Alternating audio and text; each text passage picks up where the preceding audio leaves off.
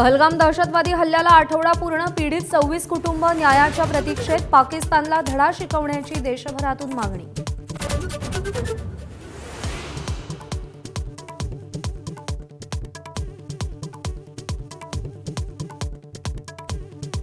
पहलगाममधील हल्ल्याचा नवा व्हिडिओ समोर आल्यानंतर एनआयएच्या तपासाला वेग, संशयाच्या भोवऱ्यात आलेल्या झिपलाईन प्रशिक्षकाची चौकशी, तर व्हिडिओ बनवणाऱ्या पर्यटकाचा जबाब नोंदवणार।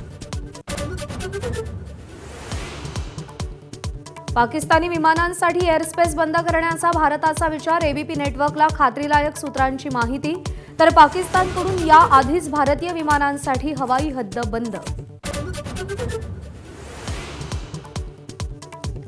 काश्मीर खोऱ्यातील 48 पर्यटन स्थळ पर्यटकांसाठी तात्पुरती बंद, सर्च ऑपरेशन आणि सुरक्षेच्या कारणास्तव जम्मू काश्मीर सरकारचे आदेश।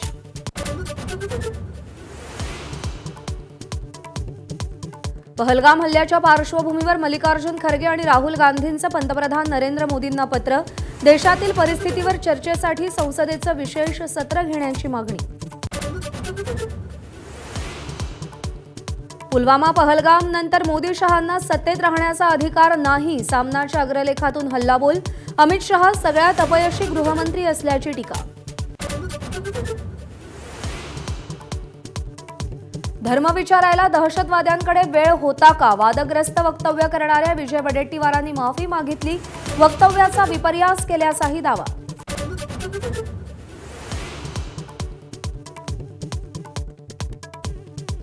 सिंधुदुर्गातील भेडशी गावात घराची परवानगी घेत अवैध मदरसा उभारला, मदरशात बेकायदेशीर शस्त्र बाळगल्याप्रकरणी दोघांवर गुन्हा, बिहारमधील धर्मगुरू प्रशिक्षण देत होता।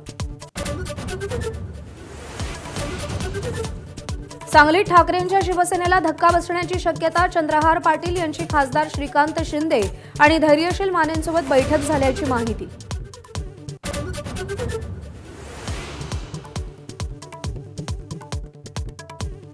मुंबईचे पोलीस आयुक्त विवेक फणसळकर यांची उद्या निवृत्ती, सदानंद दाते, संजय कुमार वर्मा, रितेश कुमार, अर्चना त्यागी यांच्या नावाची चर्चा। मुंबईच्या वांद्रेमधील लिंक स्क्वेअर मॉलमधील आग पुन्हा भडकली, क्रोमा शोरूमला पहाटे 4 वाजता आग लागली, इतर मजल्यावर आग पसरली, आगीवर नियंत्रण मिळवण्याचे प्रयत्न सुरू। राजस्थानच्या 14 वर्षीय वैभव सूर्यवंशीचा भीम पराक्रम, 35 चेंडूत वादळी शतक, वयानं सर्वात लहान पण वेगवान शतक ठोकण्याचा मान मिळवला।